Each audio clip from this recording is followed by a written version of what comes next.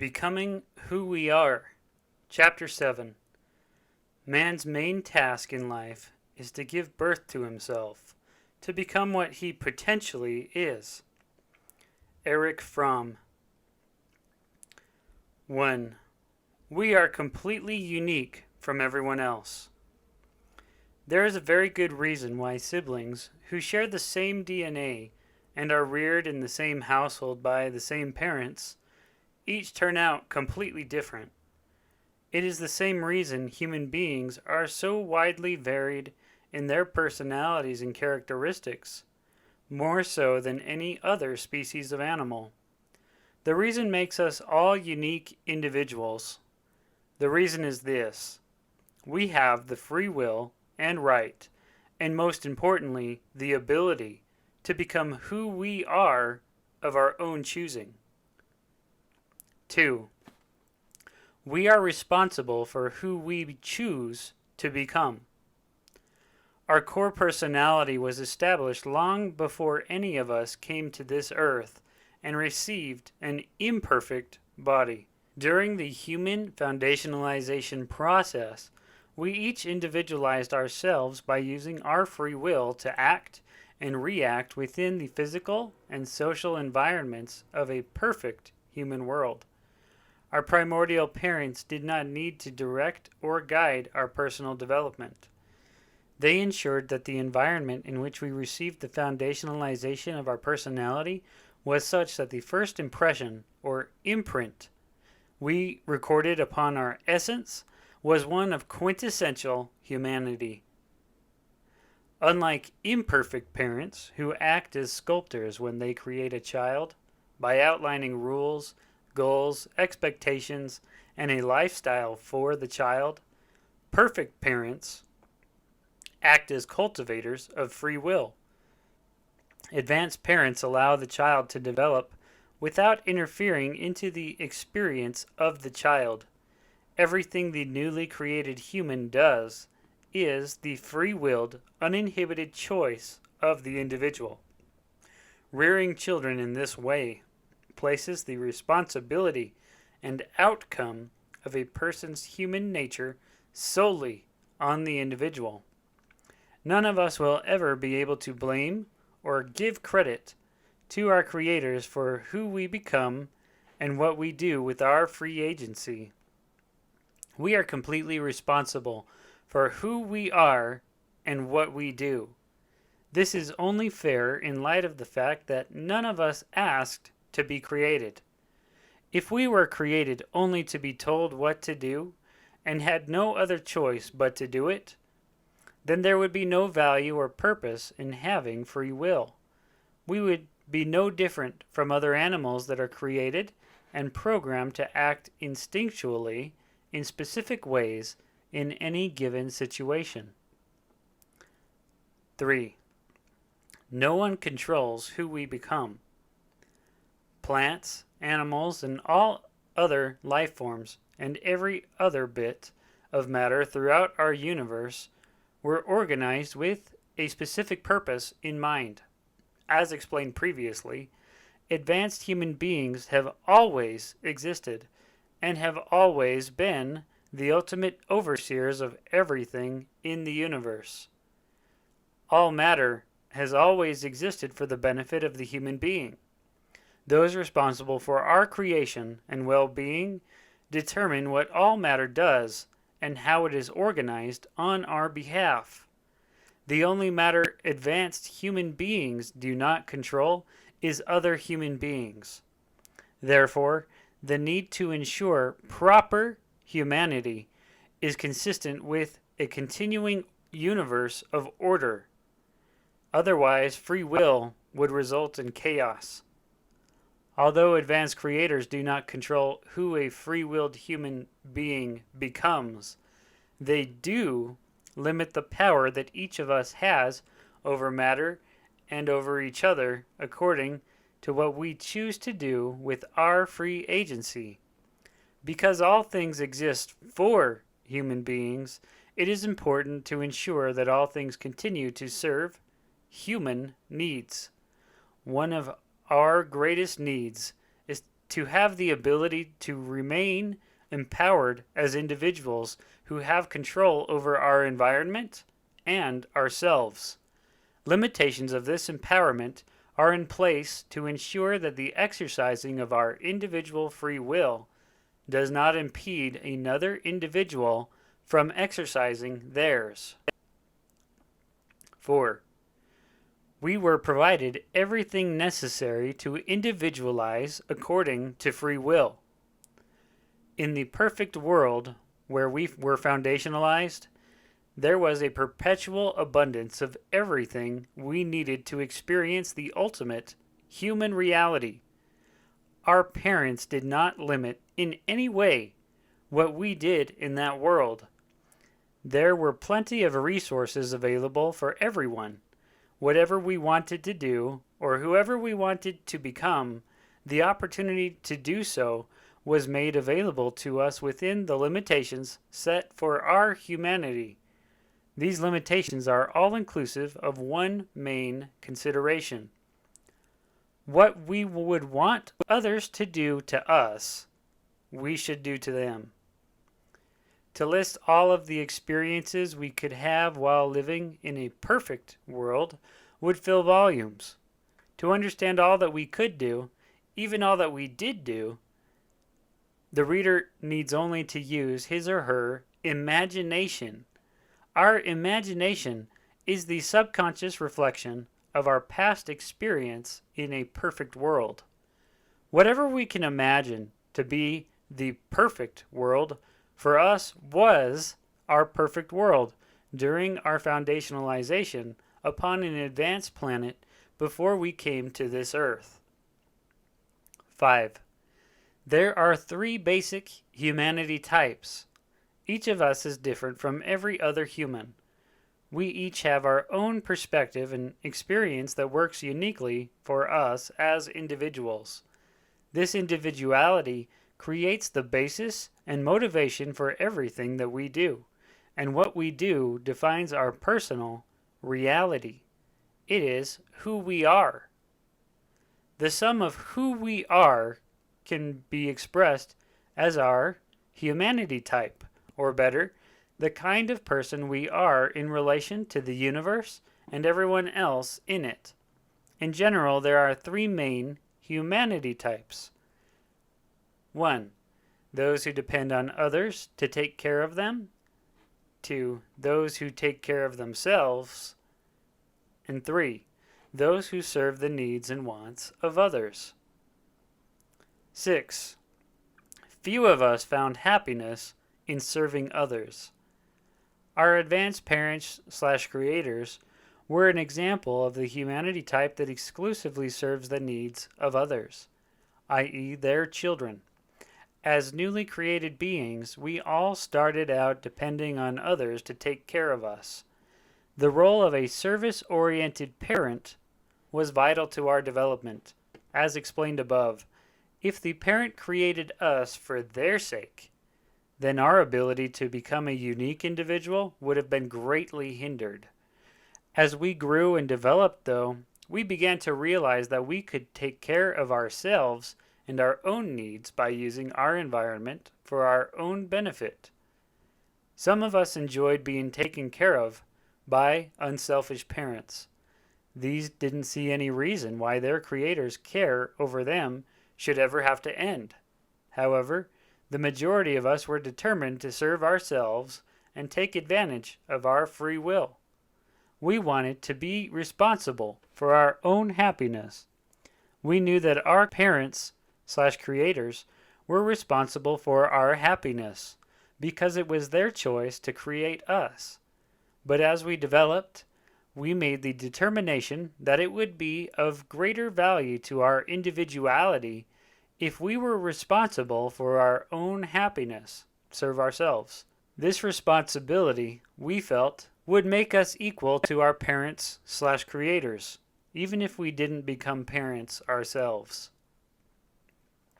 We established our personalities and unique individual characteristics according to the ability allowed human beings to act for themselves.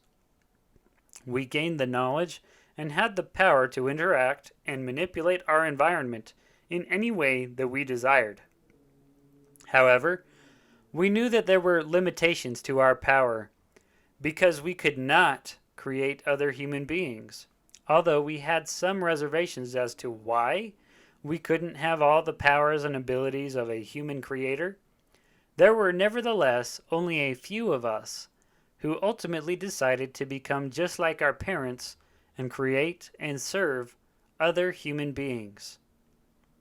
7. We were all created without a specific gender. Newly created humans are completely genderless, as none has had the experience to decide if becoming a male or female human creator is something they would freely choose for themselves. Had a specific gender been given us upon creation, we would have lost the freedom of choice and been destined to do what other gender-specific advanced humans do. Our free will would have been negated because we would have been foundationalized as a specific gender without being given a choice for ourselves. We learned that there were both male and female creators. In the solar system where we were created, there were also other advanced humans living on other planets. We knew that these took care of themselves and chose not to be responsible for the lives of others.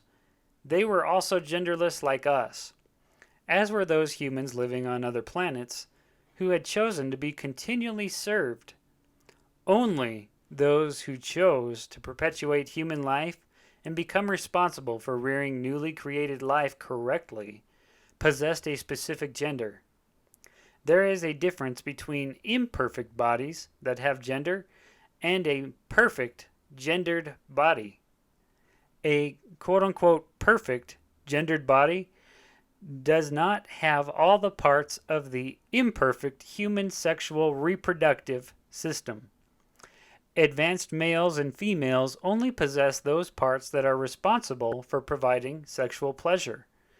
There is no need for sperm or egg production or the parts of the body that support the growth and development of a body inside of a female. The ability to have sex is the greatest use of our sensory systems.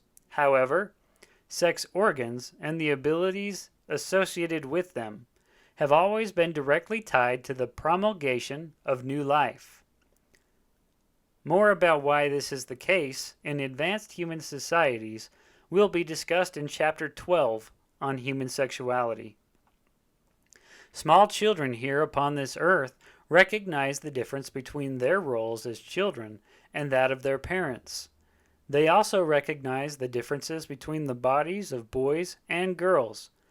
Just as in these examples, we also recognize these distinguishable differences between our creators and ourselves. Although genderless at the time, we realized that we had the choice to become the same humanity type of any of the advanced human beings living in the solar system where we first came into existence. 8. Each planet supports a different humanity type. We were created in an advanced and perfected solar system. This solar system has a specific number of planets orbiting a sun. The exact number of planets of any solar system in the universe is directly associated with the humanity types of the advanced humans who live there. Advanced humans inhabit each of these planets according to the type of humanity they chose for themselves while going through their own foundationalization process, while living in a completely different solar system with their creators. Each of us chose what humanity type was best for us when we lived with our creators in their advanced world. After experiencing the perfect world on which we are created, we were placed in this imperfect world, where we are able to confirm that the humanity type, or the person we have chosen to be, is truly who we are. This personal confirmation is not to prove that our choice of humanity type is quote unquote correct, because we had plenty of time to figure out what was right for us while living in a perfect world. Rather, our experiences in our imperfect world help us appreciate forever whom we have chosen to be. After our creators are assured that we each have chosen our individuality, they prepare our own solar system with the appropriate number of planets to accommodate each person's chosen humanity type. 9. Our current life is a probationary experience. All human beings establish who they are and who they will always be in their first primordial foundational stage of development. The second stage we need to go through, the one in which we currently exist, serves as a probationary experience, wherein we confirm to ourselves that we indeed made the right choice for ourselves during our primordial development. We confirm this by seeing how happy or unhappy we are when we experience the results of our personal choices. The probative experience further adds to our ability to accept the way we have chosen to use our free agency, the humanity type we have chosen. It helps us to realize that we will forever be satisfied with our choice and that it will fulfill all of our desires of happiness. We will never want to change who we are once we have experienced our probative experience. Another important part of our experience in an imperfect world is to receive the confirmation that we would not be happy being responsible for the creation and happiness of others. Through this experience, we will come to accept that only humans who choose to serve others should have certain abilities that no other humanity type has. To confirm this in our minds, according to our own experience, we needed to see what would happen if all humanity types had the powers and abilities of human creators. For this reason, during our current life upon this imperfect world, we all have the power to create and be responsible for human life. How we use this power and responsibility will convince us whether or not we find a fullness of joy in being entrusted with it. Most of us misuse the power by rearing children completely contrary to the universal laws governing proper parenting. Many of us also abuse our personal power over others by limiting their free agency to whatever we determine is right. By experiencing how we misuse power, we will be convinced that we should not be allowed the ability in the future. 10. Very few will become human creators. It is important to point out that during our probative state currently upon this earth, we will learn why it is that only service-oriented humanity types can be trusted with the responsibility of creating human life. Although all of us can have children in this life and rear them the way we believe to be correct, few of us realize that the responsibility of human life not only entails what we do for our own children, but also what we do for every other human being. During our time upon earth, some of us might rise to positions of great authority and possess the ability to exercise power and control over the free will of others. Some of us will have much success with money and material things.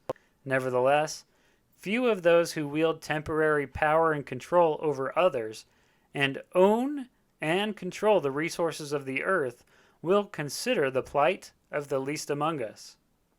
Few will see the value in complete equality in all things, according to the laws and order of the advanced human societies throughout the universe. Those who do not consider the plight of the least human being and do not desire to create unconditional equality for all by making the least among them as great as themselves, can never be entrusted with the power and responsibility of being a creator of human life.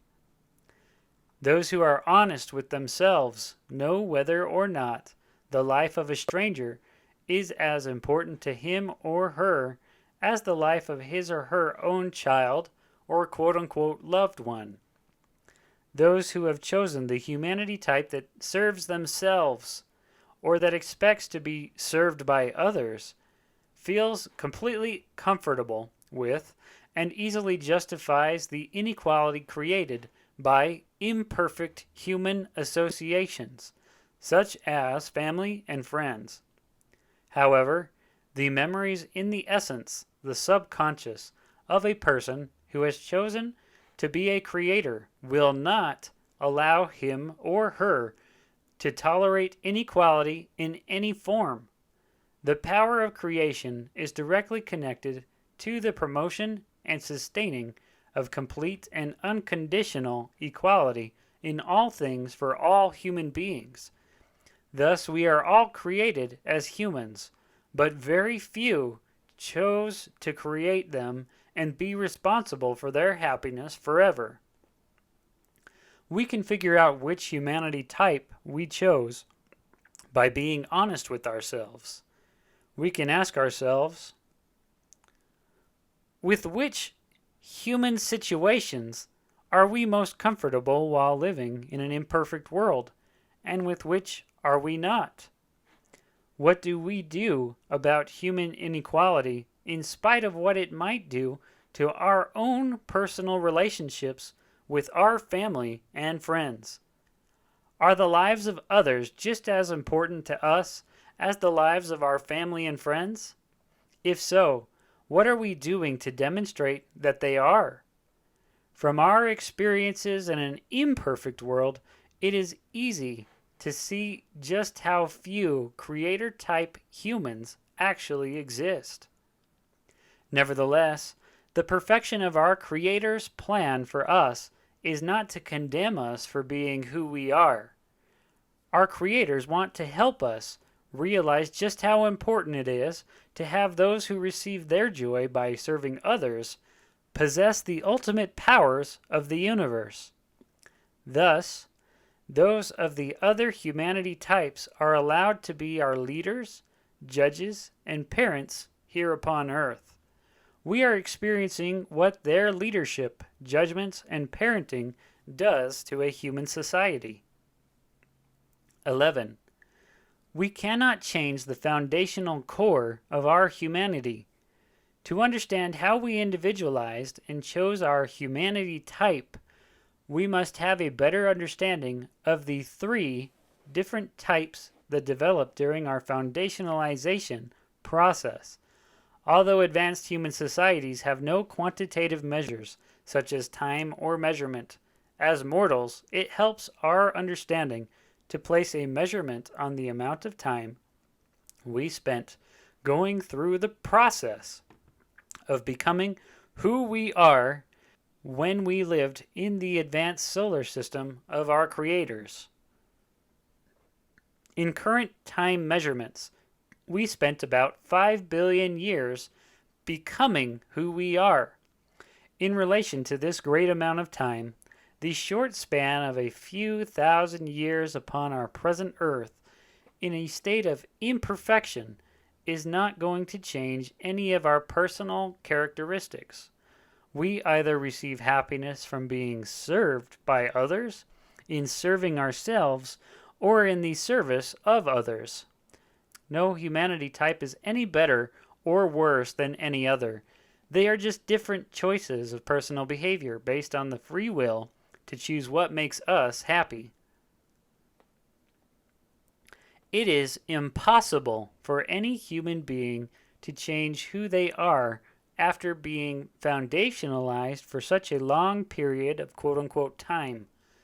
This is evidenced in the specific number of planets that were created for our present solar system. We were not created for any specific solar system. Our solar system was created for us. The size of each planet in our solar system was determined by the number of people in our batch of newly created humans who chose a specific humanity type that corresponds to each planet. The size of these planets will not grow or shrink because all of us have already chosen and outlined what we wanted our perfect world to be.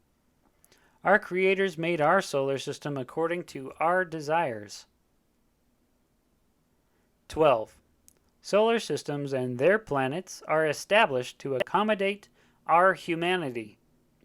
Although science will continue to argue the specifics of what constitutes a planet and what does not, for the sake of understanding how and why our solar system was planned, we will acknowledge the existence of 9 main planets.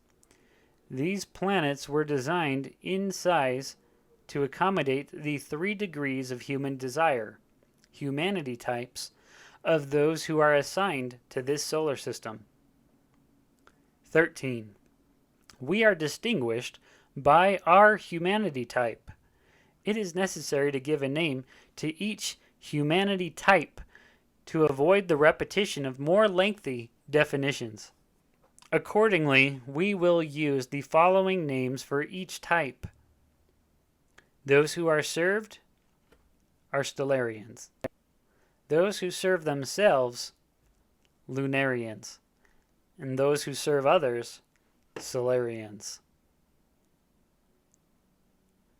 14. Different planets are created for different humanity types.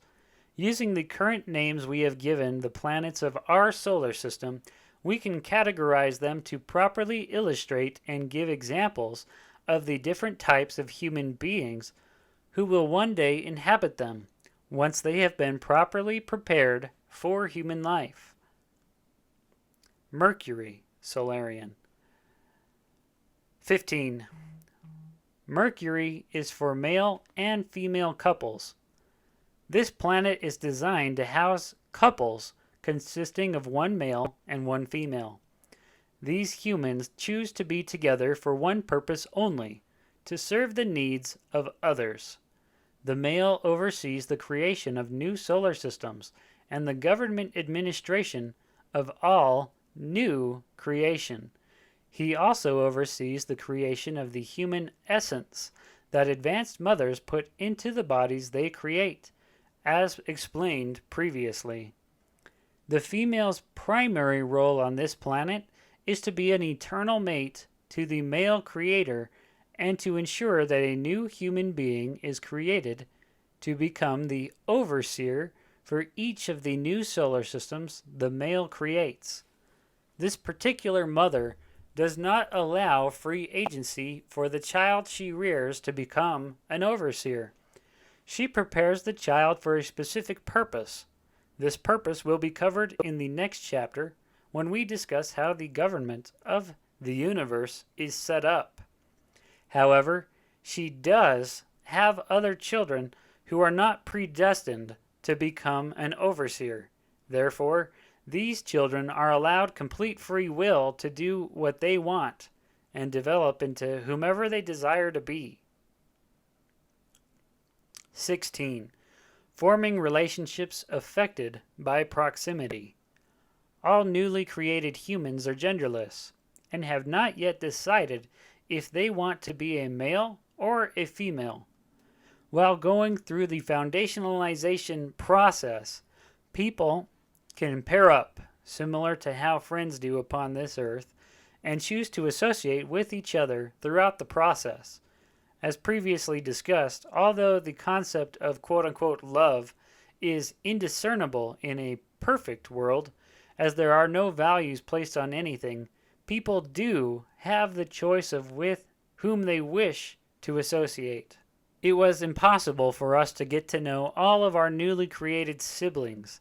Even after over 5 billion years of existence, we still found ourselves in a closer physical proximity to a relatively few number of people. From these close physical proximities, we would form friendships with some whom we became more comfortable with the more we hung around them. From these quote-unquote friendships, emotional bonds were formed between people that were stored in the essence. For this reason, we meet some people upon this earth with whom we feel almost immediately comfortable. 17. Eternal partnerships form alliances and make commitments to serve others as companions. When two people decided they would be happiest in the service of others as companions in the work of creation, each of them chose to be related to the work in a specific way, either by choosing to become a male or a female. The actual companionship of an advanced male and female comes from a promise that two genderless humans make with each other during their foundationalization process. This companionship can be appropriately called, quote-unquote, eternal mates. After many years of witnessing the example of their male/father and female/mother creators, and deciding that service to others was what they wanted to do, two individual humans became bound together by the promise they made to each other to follow in the footsteps of their creators and become eternal mates. Because most humans are foundationalized around only mothers, the greater majority of human beings will not choose to be service-oriented male creators or the female partners that are companions to them. 18. Solarian couples have a private residence. The couples on this planet each have what could be considered as their own home. These quote-unquote homes allow them to remain isolated from the other couples so that they can enjoy private sexual relations. The homes also help the mother to keep the children quote-unquote corralled so as to facilitate her control over the behavior of the quote-unquote one who is being prepared to be the overseer of the solar system that will be created for all of the children for which the male/father is responsible. These living arrangements are similar to a modern suburb. This Solarian neighborhood consists of neighbors who are each doing the same thing as the other, creating new humans, and the solar systems where these newly created beings will further develop and reside forever. In a very good sense of comparison, the male leaves home to do his job, and the mother stays at home rearing the children. When the one chosen sibling has developed enough to be able to maneuver throughout the environment, this one accompanies the male/father every day to his work, explaining it as we can understand it, using comparisons to what we do on this planet. From the father's example, the one is foundationalized to do exactly what the father would do in every instance. The other children are raised uninhibited, and similarly to the children being foundationalized on Venus, by their own mothers. Besides the fact that all Solarians, whether living on Mercury, Venus, or Earth, have either a male, female, or genderless body, the physical brain of a Solarian is different from the brain of a Lunarian or that of a Stellarian. Lunarians and Stellarians are always genderless, although the essence of all human beings is the same. A Solarian brain can utilize the full power of the essence and create and manipulate matter, as has been explained. 19. Communication with a one or two-step process. The Solarian brain can communicate telepathically with others. Because all Stellarians are in constant desire of being served, for example, the Stellarian brain allows the Solarian servant to read their thoughts at the very moment a Stellarian thinks of something. The Stellarian brain, however, does not have the ability to read the thoughts of any other human. There is no reason for it to do so. Stellarian and Lunarian communication consists of a two-step process. The thought must be generated by the essence, and then the energy is sent to the voice box, where it is expressed and received by vibration, much the same way we communicate now on this earth. Solarian humans, on the other hand, can communicate with a one-step process. The Solarian brain has the ability to perceive the energy of human thought immediately. A Solarian also has the ability to read all of the memories of the human essence in all Stellarians, but they do not have the ability to read the memories of most Lunarians unless that person allows them. This will be further explained later. Except for unnoticeable physical differences that allow a Solarian servant to utilize the full power of the human essence and the obvious gender differences, all advanced human physical bodies appear to have similar features. As explained previously, no advanced human body has digestive organs. The energy needed for the cells of the body is generated by the essence and delivered by a highly developed and complete nervous system. 20. Advanced humans eat only for pleasure.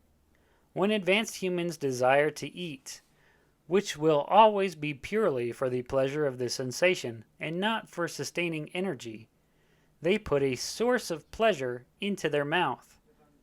Advanced human food dissolves completely in the mouth and is transformed into energy that is experienced as a sensation in the advanced brain, and then sent to the essence to be recorded as a memory. There is no excess fiber or byproduct from the chewing process, as there is nowhere for the food to go after it is chewed. Chewing is a part of an advanced body's tasting process. The teeth and tongue sense the texture and taste very similar to the way our imperfect bodies do. The biggest difference is that advanced human foods are created to maintain their texture and taste for whatever length of time the specific type of food has been genetically produced to last. Some foods take longer than others do to dissolve, all depending on what sensory effect the person desires when the food is chosen to be eaten. Some people like the smooth texture of pudding, which lasts only a few moments before dissolving. Others might like the more extensive process of chewing for a long time on something and relishing the pleasure of the taste during the mastication process. Whatever the desire, there will be all kinds of future foods that will bring a great amount of joy to the taste buds of the perfect body without the waste the imperfect body produces. 21. Only male and female Solarians have sex organs. Only Solarians who chose to be male or female have sex organs. The male organs are similar to the ones of our current bodies, but no sperm is produced. The semen that is produced is a sexual stimulant for the benefit of the female. Once the semen is introduced into the woman's vaginal area, it is designed to attach to other advanced sensory receptors located in the vagina, which creates an intense orgasm for the woman. The male has no prostate. Besides producing the stimulating semen, the testicles exist only as male sensory receptors. The way new human life is created has already been explained. The advanced woman does not have any internal organs presently needed by an imperfect woman to create a human body. The sex organs of an advanced woman exist solely for pleasure. The liquid produced by the female's vaginal cavity is like the semen produced by the advanced male. Advanced female vaginal liquid acts as a stimulant to both the male penis and the female vaginal cavity. Again, these sex organs of an advanced human body exist for one purpose only: pleasure. The hardest thing for any free-willed human being to accept is that most of us will lose the ability to experience this pleasure unless we made the choice during our foundationalization period to be Solarian creators and serve others. This dilemma will be mentioned again and discussed in detail in Chapter 12. Venus, Solarian. 22.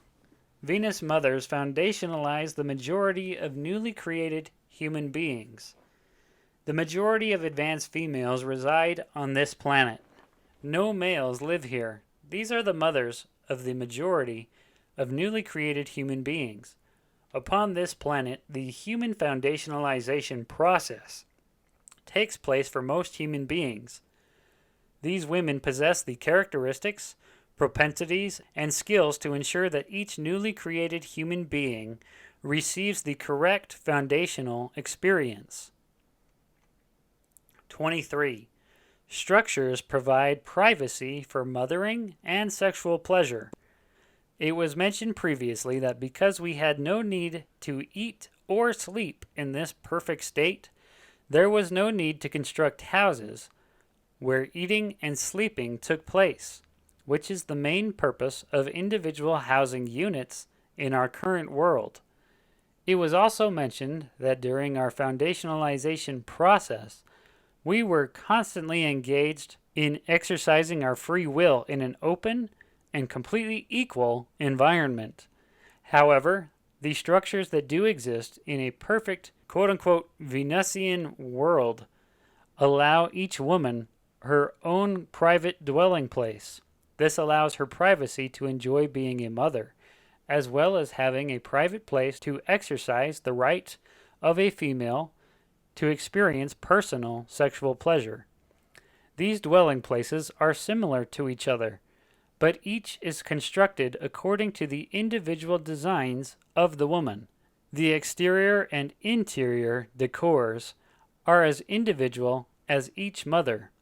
The flowers, plants, bushes, and trees are placed according to the desire of the woman's individual perception of beauty. The only thing that is exactly the same about each of these dwellings is the size. Because advanced creators have a perfect sense of equality, they do not require more land than another to do what each has chosen to do. The room required for personal privacy and for rearing children is the same throughout the planet. A Solarian Venusian mother can use her privacy to breastfeed her children if she so desires, which creates a physical bond with the child and can provide the ultimate joy of being a mother. Very few advanced mothers will ever deny herself or the child of the extraordinary sensation of joy that comes from watching an infant feed from her breast and smile thereafter in satisfaction.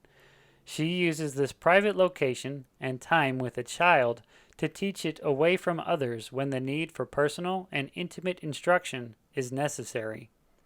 These mothers understand child rearing very well. Because of free will, we all foundationalize differently. Our mothers know when one of her children needs to be guided in a direction that will enhance the child's ability to foundationalize correctly. Usually, these gentle motherly persuasions are directed toward a child who is using its free agency in a way that affects the free agency of another. This reinforcing tutelage can be done in the intimate privacy of the mother's home or around others in that world. Either way, what the mother does in encouraging the child's development never impedes the free will of the child. It only directs it towards proper humanity. 24. In the perfect world, sex is viewed as a perfectly normal way of experiencing pleasure. The Solarian Venusian woman does not have or need a man to satisfy her sexual needs. She does very well on her own, and may also share the experience with other Venusian sisters. As explained previously, the vaginal fluid enhances the stimulation of the advanced woman's perfected body. When two women enjoy the sexual experience together, Their vaginal fluids combine to enhance the experience even further. As mentioned previously, there is no feeling of being quote unquote in love with another person in this perfect world.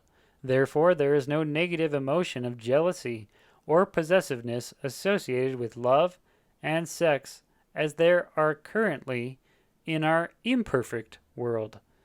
The sexual experience has nothing to do with valuing one person above another. It has only one purpose: human pleasure.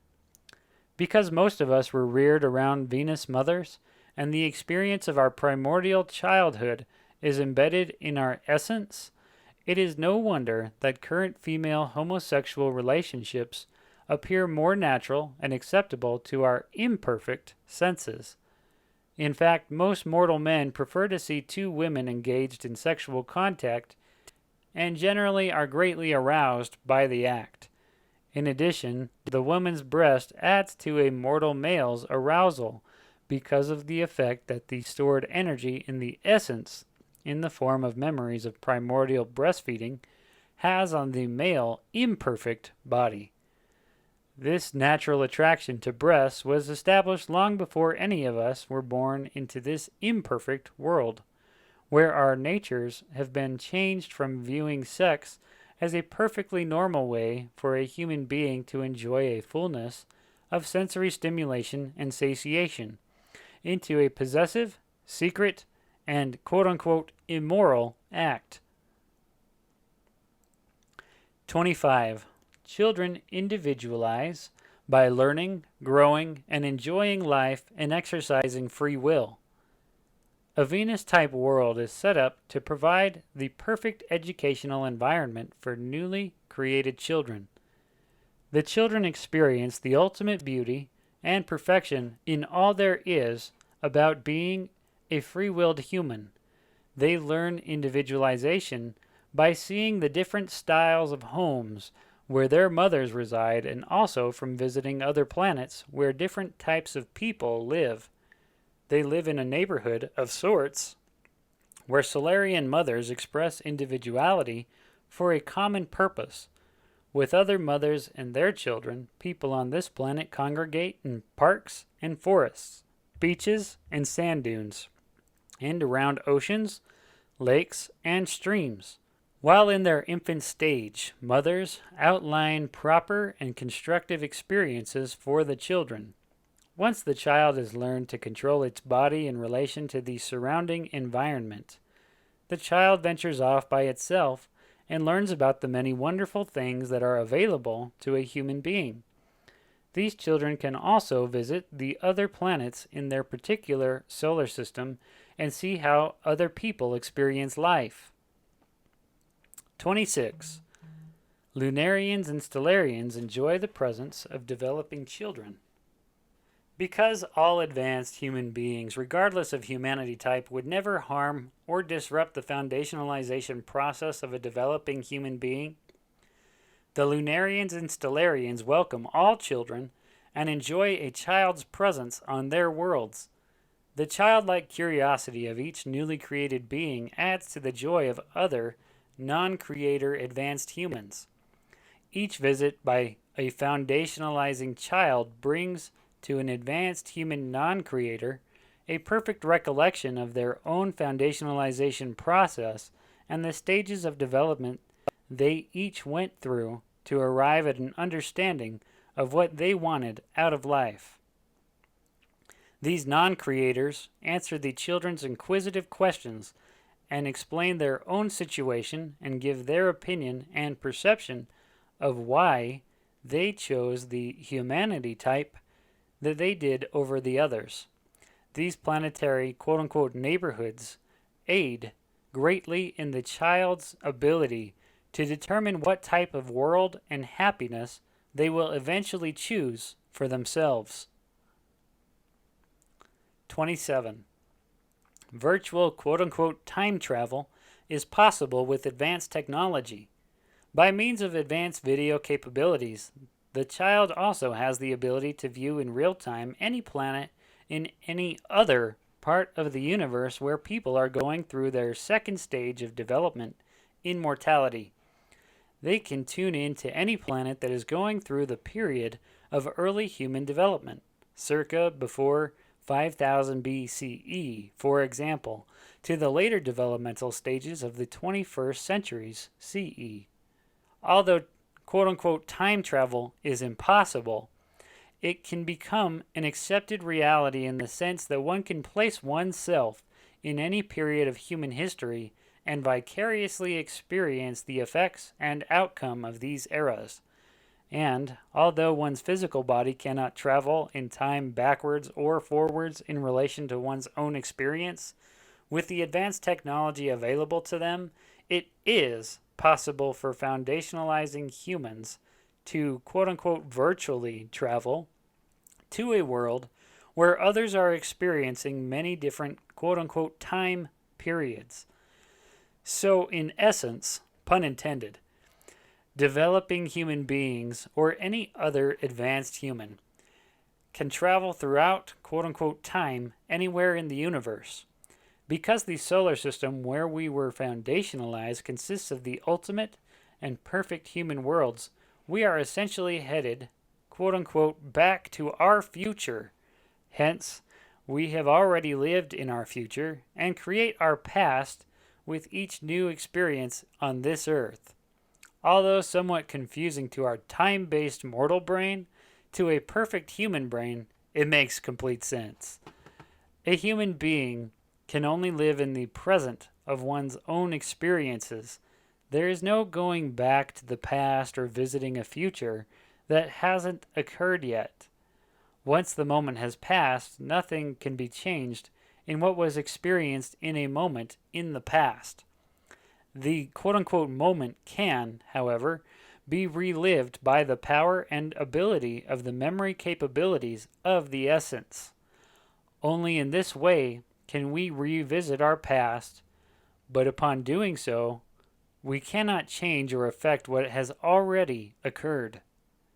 Therefore, as developing human beings with the proper advanced technology available to us, we could observe what others were doing in their second stage of development. We saw life that was somewhat similar to the world that would exist in our future when we went through our own second stage of development.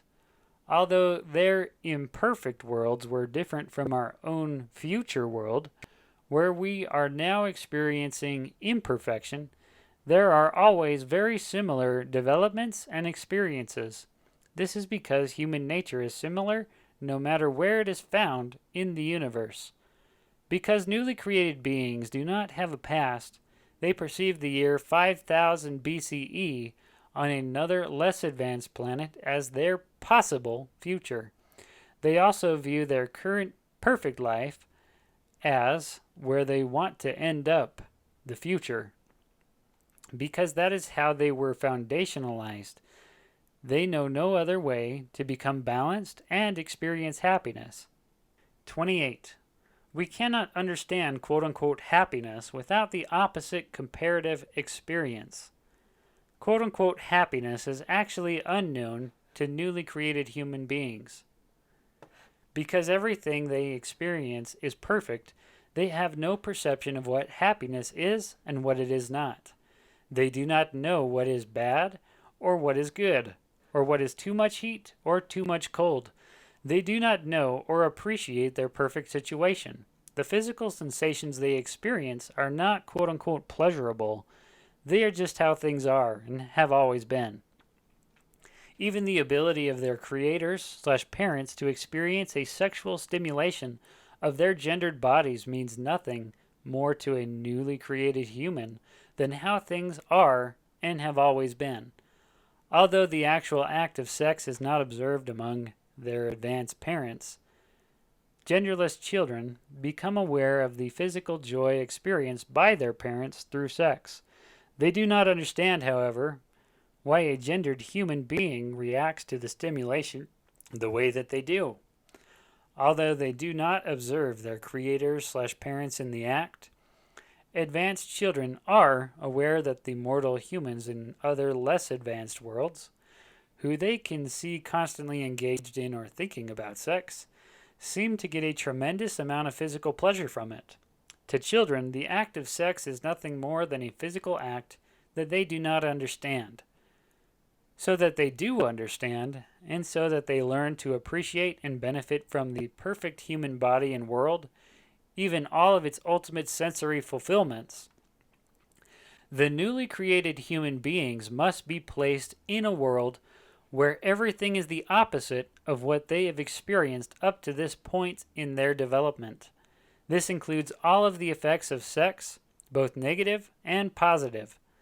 This is the purpose for the mortal world, or second stage of development, the one in which we currently find ourselves. The Solarian Venusian mother's ultimate responsibility is to establish all that is good in us so that we can compare it to all that is bad without them. Although we choose for ourselves what type of human being we want to become, all of our foundational opportunities were the same. Our mothers made sure we developed the proper human conscience that will forever separate us from animals. We are human because of them. We are different types of human beings because of us. Earth, Solarian. Genderless servants work unseen. This planet houses those advanced human beings who choose not to be mothers or fathers, accountable for the creation of new human beings and all that the responsibility entails. However, they still desire to serve other people. These people work with the male fathers in creating and helping to oversee the solar systems created for the children. These intervene, unseen, in the second stage of our development. They are very much involved, unperceived, in what we are going through presently upon this earth. When needed by advanced Stellarians, these also serve them. These people are genderless because of their choice to not create human beings or be responsible for new human life.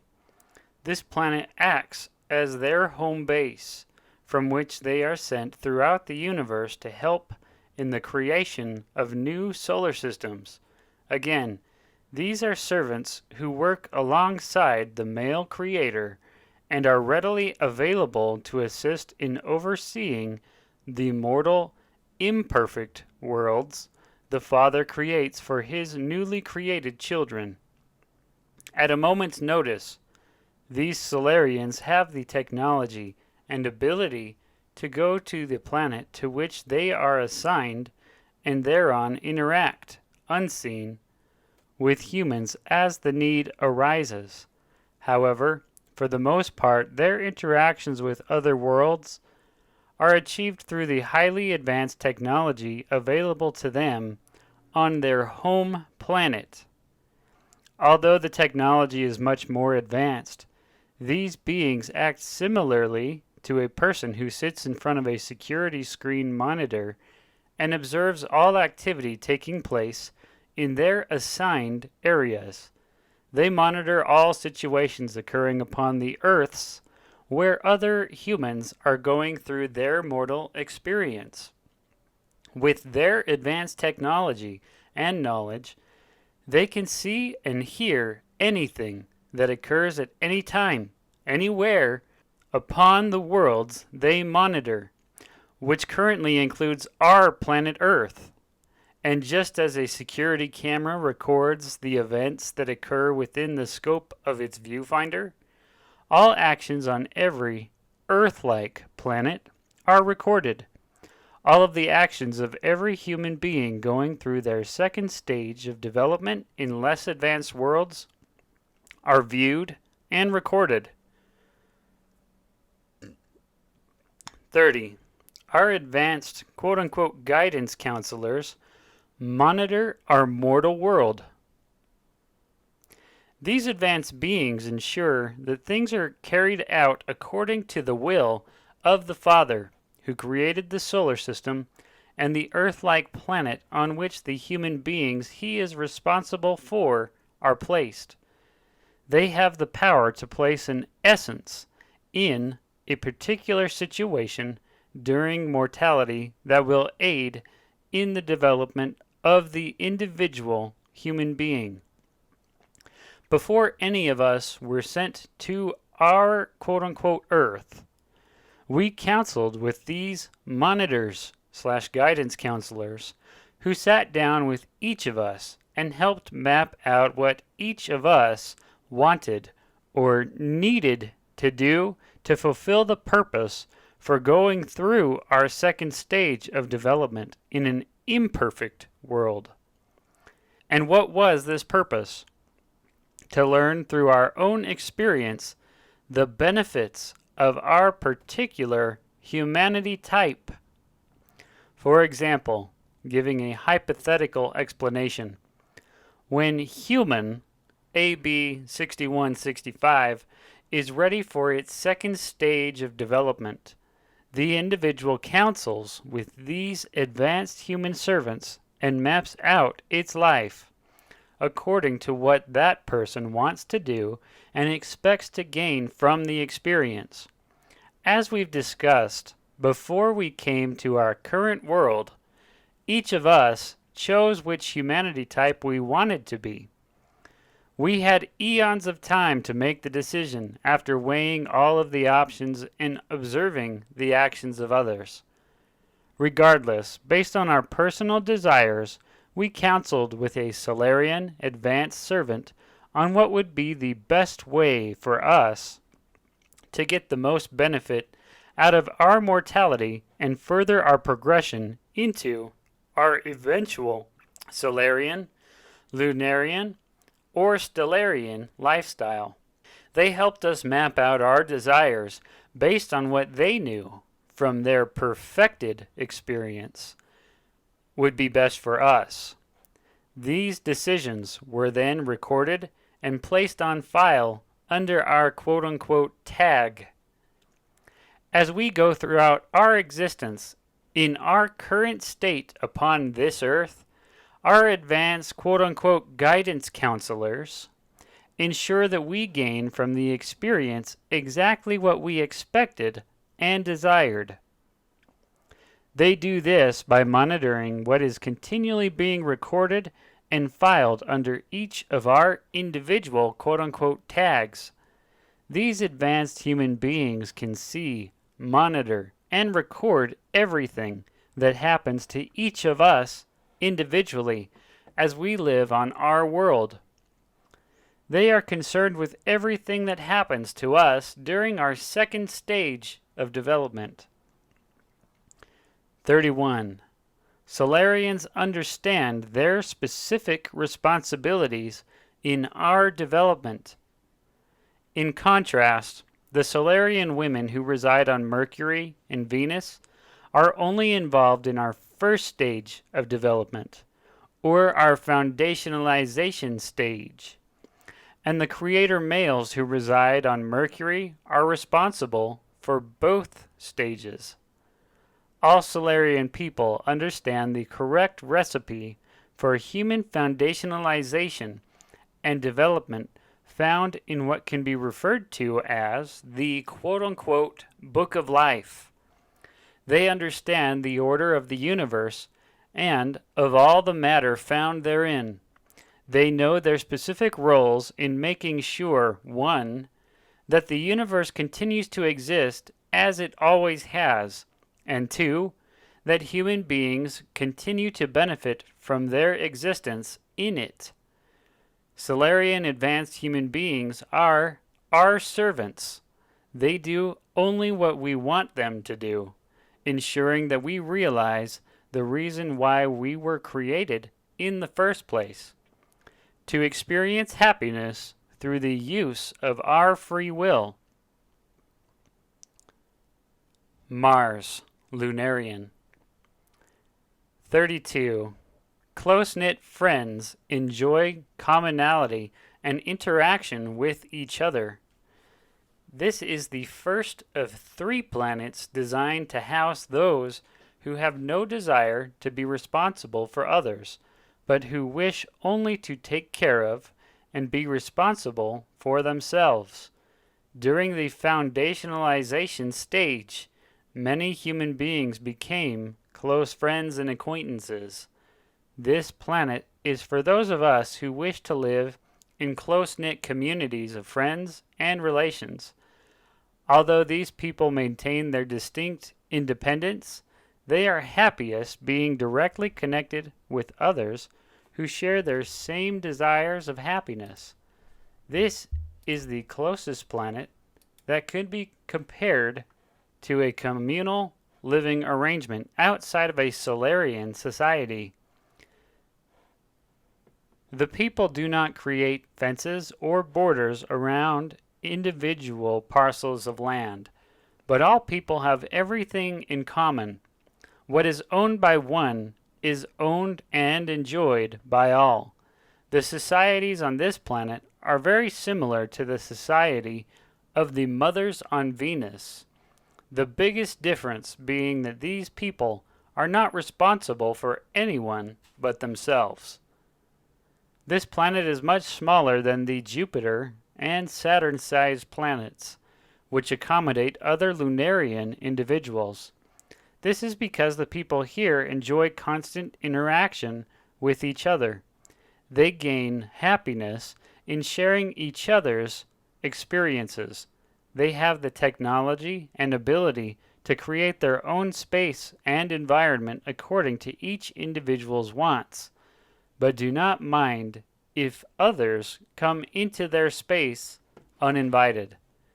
This world is a literal open house to all inhabitants. Like all Lunarians and Stellarians, these people are genderless and have no sex organs. Again, they do not have the ability to produce the bodily stimulations and satiations associated with sex. However, like all other advanced human beings, their bodies allow them to use their sensory functions to their fullest capacity. Without sex organs, however, they have no need or desire to experience the sensory input or output associated with sex. These people do not need anyone monitoring them or serving their needs because they take care of themselves. The thoughts generated by their perfected brains need not, and, in fact, cannot be read or monitored by any Solarian servant. These people have the greatest level of personal privacy of any type of human being, because no one can read their thoughts. Jupiter, Lunarian. 33. Some people enjoy isolation the best. The people who inhabit this planet are similar in every way to those who reside on Mars, but with some minor, yet important, social differences. Although this planet also houses those who want to take care of themselves, these people do not desire a close-knit community, but gain their joy in owning their own piece of land, usually as large as a country, where they arrange their surrounding environment according to their own will and pleasure. These are the most physically isolated of all human beings. They do, however, have various places on this type of planet where they meet together often and compare notes and stories of how their personal quote-unquote country is doing. They gain joy in comparing notes on what they have done with their vast land, but none of them considers another's accomplishments of any value above their own. They do not seek praise or platitudes for what they do with their free-willed existence. Saturn, Lunarian. 34. Praise and acknowledgement are given generously to those who desire it. This is the last planet designed to house those who want to take care of themselves. Like those living on Jupiter, these people also desire vast tracts of land to develop and create their own personal environments. Unlike the others, however, these do gain value from how their neighbor views what they have done. They visit each other's quote unquote countries and give as much praise as they receive. Their existence is not only in pleasing themselves, but also in doing whatever it takes to impress their neighbor. Because these people find joy in how their actions are praised, they desire the praise of their creators.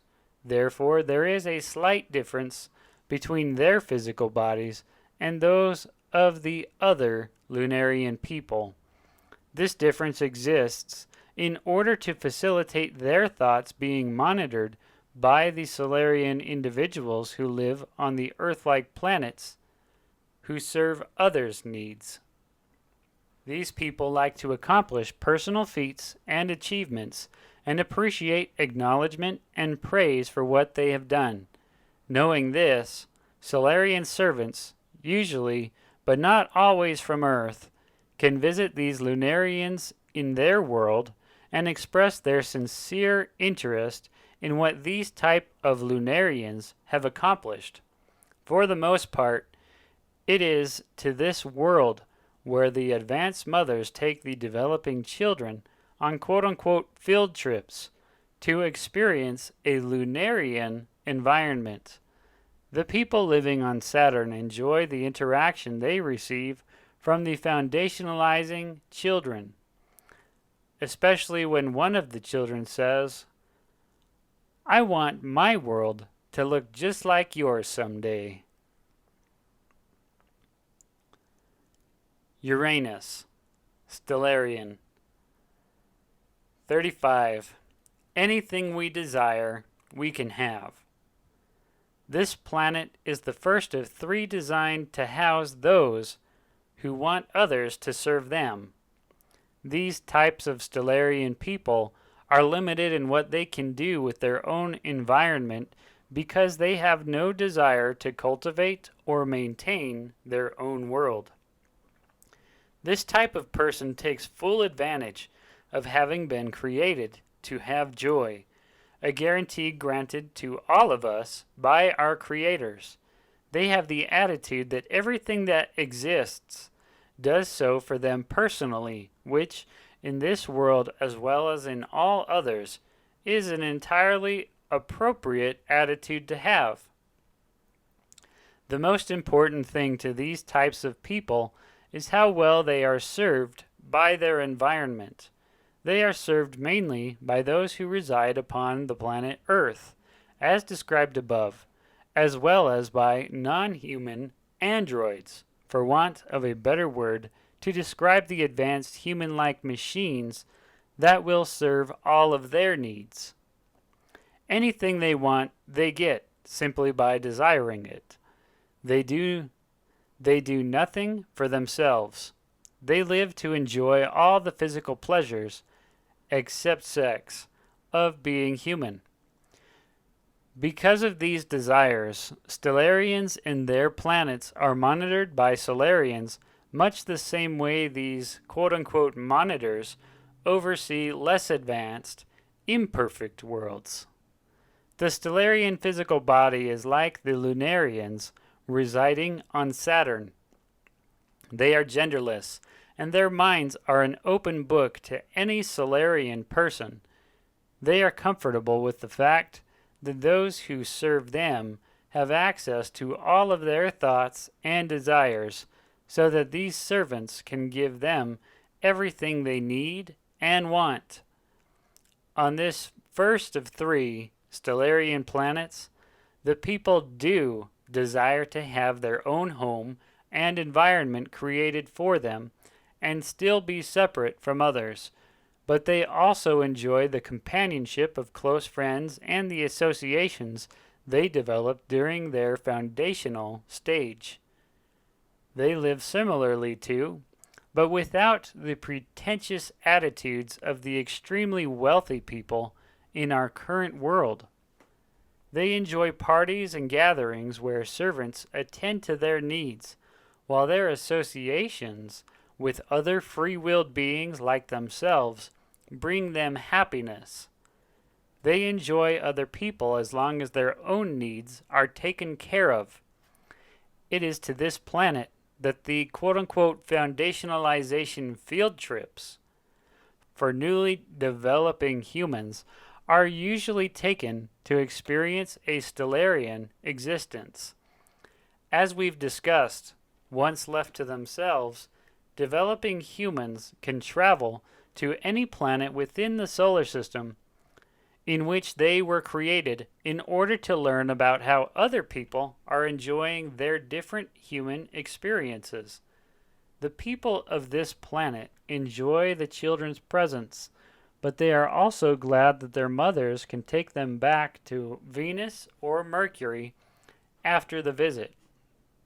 These people are not very comfortable with anything or anyone that does not serve some personal need of their own. Neptune, Stellarian. 36. We can have relationships with free-willed beings and with advanced robotic androids. The only difference between the people who live on Neptune and those who live on Uranus is the personal relationships they desire. Neptunians do not have as great a social need as those Stellarians who live on Uranus. These Stellarians have an equal ratio of relationships with other free-willed beings and with advanced robotic androids.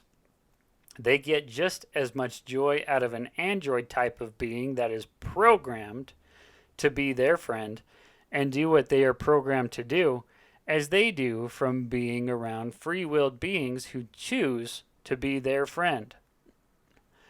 And as long as their needs are met, they are satisfied with either type of relationship. Pluto, Stellarian. 37. A virtual universe is at our fingertips. Plutonians have no need for other people, but depend on the advanced technology and know-how of Stellarian servants to provide the relationships and associations they desire for themselves. Their desire can best be compared with those now upon Earth who live primarily in isolation and who enjoy creating virtual worlds where imagined characters play out any reality the programmer and creator desires. In other words, these people limit their interactions with other real humans, choosing instead to create their own relations and associations with advanced, robotic, and virtual companions of their own choosing, beings without free will. These people are virtual creators, whereas those who live on Mercury are reality creators. These can form any universe, galaxy, solar system, planet, and any form of matter they desire within the realm of their own world, or better, by the power of the advanced computer programs and holographic image technology available to them. They can do no wrong in their world. They pretty much receive all of their joy in a virtual universe created by their own mind. Whatever they want their world to be, it becomes. These people enjoy the experience of virtual competition and reliving the experiences of an imperfect world, wherein humans destroy and kill each other in defense of themselves and their territory, or in defense of their culture or beliefs. Their attitudes and happiness reflect the human nature of most people who are going through their second stage of development in an imperfect world. These Stellarians love to watch their home team win against another. Some have a deep sense of patriotism for their own country and cheer and applaud the destruction of other human beings through war or despotism, but never in reality, only in their virtual worlds. Some establish their own set of rules and standards and enforce these standards on others and are quote-unquote happy when others accept their way as the quote-unquote right way. In the virtual universes created by those who reside on Pluto-like worlds, these people relive the inequality that human nature creates when we are left to ourselves to create the world of our own choosing. If these types of people were given the real power of creation, instead of being relegated to advanced computerized virtual universes of their own creation, the real universe would be a chaotic mess of warring civilizations and alien creatures fighting humanity. Something similar to the science fiction genre generated through the human imagination of our current world. We would not want human beings of this type governing us, but we do want them to be able to utilize their free will in any way that brings them happiness. If they want to be creators, then they are allowed to quote-unquote create, but only under the restrictions placed upon them. In this way, and because of this type of world, no one will ever be able to complain about not being allowed to do anything that they want to do with their free agency. The advanced technology of the future will be able to, in effect, quote-unquote trick the human mind into believing that a quote-unquote virtual world is a quote-unquote real universe, when in fact it is nothing more than the computerized creation of a Stellarian creator. 38. Different planets help accommodate our individual desires for happiness. From the above descriptions, it is easy to see why different humanity types need to be placed on separate planets according to their personal desires of happiness. There is no place in advanced worlds for an uncomfortable situation to arise as a result of being around another human with a completely different desire of happiness than our own. There will be no reason to discuss or argue opinion or perspective, as we will exist among those having similar ideas of how one quote-unquote should live to be happy. Presently upon this earth, groups of people isolate themselves from others and promote their own perspective. Sadly, these groups each think that quote-unquote theirs is the proper way to live and attempt to force quote-unquote their ways upon everyone else. Throughout our history, we have learned that power in the hands of a person who does not support an individual's right to his or her own happiness causes a tremendous amount of human misery. The cause of all of humankind's emotional problems on Earth can be directly connected to Stellarian and Lunarian perspectives being forced on others through the process of social quote-unquote law and order and imperfect parenting.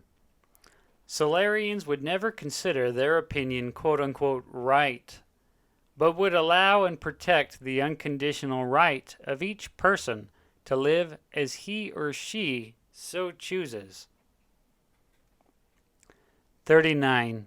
Each solar system differs in the number of its planets according to humanity types. In contrast to the 9 planets of the solar system representing our future home, the advanced solar system where the planet is found upon which we received our foundationalization has only 6 planets. 3 of these planets are like our Mercury, Venus, and Earth, and house our creators and those who oversee what is taking place upon our Earth currently. 2 of the other planets there are like our Jupiter and Saturn, and one is like our Pluto. The sizes of these planets were designed to house the batch of newly created human beings from which our creators/parents came. During their foundationalization process, these people chose their humanity type the same way we chose our own. Their Mercury, Venus, and Earth-like planets are similar in size to our Jupiter, Saturn, and Uranus, indicating that more people in quote-unquote their batch of humans, when compared to quote-unquote our batch of humans, chose to do what our parents/creators do: serve others. Again, each solar system is uniquely designed in anticipation of the needs of those who will inhabit it, according to their humanity types. 40. Exposure to all humanity types gave us the option to choose our own, to allow us the opportunity to foundationalize into a particular humanity type. It was necessary for us to be exposed to all 3 types. We were able to do this by traveling to any planet we desired in our current solar system and meeting with the people residing there. We observed them and talked to them about what they do and how they made the choice to become who they are. If during our foundationalization experience we were not exposed to a certain type of person, there is no way we could have possibly had the choice to be like them or not. Obviously, we were all exposed to the lifestyle of the Solarian people, as they were our creators and foundationalizers. Because they encouraged our complete free agency to become who we would become, our creators supported our efforts to become familiar with the lifestyles of the Lunarians and Stellarians who lived in their solar system in a perfect human setting. We had the ability to visit the other planets of our primordial solar system at will. The advanced human races, regardless of humanity type, accepted us as observers and treated us as we currently treat inquisitive, curious little children who pose no threat to our individuality. Furthermore, the technology was available for us to observe what was going on in other worlds where Stellarians, Lunarians, and Solarians were going through their second stage of development on their own imperfect worlds. We could quote-unquote tune in to any learning quote-unquote channel on our advanced televisions and see in real time what was happening in other solar systems. With the ability to see the 3 different types of humans acting and reacting to their environments, both in a perfect setting and an imperfect one, we were affected and conditioned by the observations and chose which situation we would like to experience. 41. Our first experience with confusion involved sex. It was while we were observing the way in which advanced people live their lives that we began to form a cognitive dissonance about our existence. Quote-unquote cognitive dissonance is the feeling of uncomfortable emotional tension that comes from having 2 conflicting thoughts in our mind at the same time. We were taught through experience that all things are equal in the human realm of existence throughout the universe, and that we all have the same opportunity to experience a fullness of ultimate human joy. Yet we could see that our creators possess powers and abilities that other humans did not. We realized that these abilities were directly connected to serving the needs of other human beings and perpetuating life, and that we could experience great amounts of physical stimulation without the ability to have sex. It was also obvious to us, though, that Solarian parents possessed the ability to experience something that appeared to us to be the greatest, strongest, and most exhilarating feeling that the human essence could possibly produce in the perfect human body, the sexual orgasm. 42. Sexuality is the ultimate human physical experience. No other sensation created by the will of the mind and the sensory receptors of the body can be compared with the feelings brought on by sexual arousal and the final release of tension that this arousal creates. There is no other sensation in the universe that compares with this experience, and only humans experience it to its full potential. So why are some Solarians only able to experience it? This was one of the issues that confused us then, during our foundationalization stage, and will continue to confuse readers of this book. If all things are supposed to be equal, why can't we all experience this uniquely human physical stimulation forever? This issue will be explained in considerable detail in Chapter 12. It will be shown why Stellarians and Lunarians, or those who do not receive ultimate joy in serving others, do not have sexuality. We will come to the conclusion that this is how things have always been in the universe. Knowing this, however, created one of the first discussions and arguments we had as newly created human beings. 43. We also questioned the guarantee of perfect, unconditional equality. The other issue that added to our primordial cognitive dissonance was the realization that very few of us would have the opportunity to become a male and have the vast powers associated with a male's position. As it has been explained, it takes many more female creators than males to create new human beings. The foundationalization process is overseen by mothers, whereas the father is solely responsible for the second stage of development, or life in an imperfect world, which we are currently experiencing upon this earth. Because of the perfected technology associated with the power and knowledge of an advanced human race, it only takes one male to oversee the creation of an entire solar system.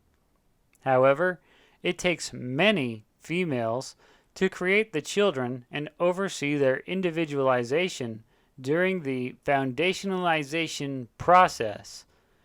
Every mother needs to take personal time with each of her children as each grows and progresses into adulthood.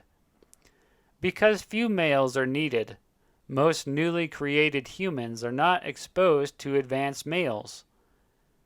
Using the current names of our planets as simple categorical descriptions, those children who are reared among the male and female couples on Mercury are usually the only ones who would ever have the desire to make a choice to become a male. One cannot desire to become something about which one has very little recollection or experience. 44. There are fewer advanced human males than females. Overall, there are fewer advanced human males than there are Solarian mothers, Solarian genderless servants, Lunarians, or Stellarians. Per capita, in fact, there are very, very, very few male human beings throughout the universe. If we used an acceptable quantitative measure to fully understand just how few males there are in comparison to all other human beings, less than 1% would be the appropriate number. By observing current human behavior on our planet, it is easy to understand why so few have the vast powers associated with a male creator. Most human beings throughout the universe are Lunarian, as most people with the power of free will choose to serve themselves and rejoice in the empowerment of their own individuality. The proper quantitative measure of Lunarians in comparison to all others would be about 80%. Of those who are Solarian, most are female creators who live on planets like our Venus. As has been stated, many more female creators than male are needed to foundationalize the human race. Throughout the universe, therefore, men are in relatively, quote-unquote, low demand, although their functions and responsibilities are as important as those of any other advanced human being.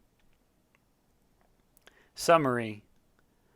Who we are correlates to the type of person we have chosen to be during our foundationalization in a perfect world. None of us is any better or worse than anyone else. We are completely and unconditionally equal because we all had the same opportunities as everyone else to choose which humanity type was best for us. During the eons of time we were exposed to all aspects of humanity, we became who we will always be forever. We made the choice for ourselves after considering all the options. However, we did not understand at that time why there were some, very few, who had the opportunity to become a Solarian male creator by being more exposed to that humanity type living on Mercury around male fathers, while the rest of us didn't have the chance, nor could we understand why we would not enjoy the emotional and physical fulfillment of human sexuality unless we were Solarian creators. These two issues did not make sense to us and caused an emotional tension between the ideas of ultimate human potential and equality and the fact that most of us would not have certain abilities reserved only for a few. Our creators did ensure us, however, that after passing through the next stage of our development in an imperfect world, we would understand why these two significant exceptions to human experience were not only necessary, but also vital to the continuation of universal order and happiness forever. To understand more about how we became individuals during the human foundationalization process, we need to discuss in detail the human experience in an imperfect world. It is in this state of imperfection that we will learn all we need to know to be able to accept the way things are and the way they have always been throughout the universe. However, before we begin discussing our current world, it is necessary to explain how the government and control of the universe is set up, who runs it, and how it is governed.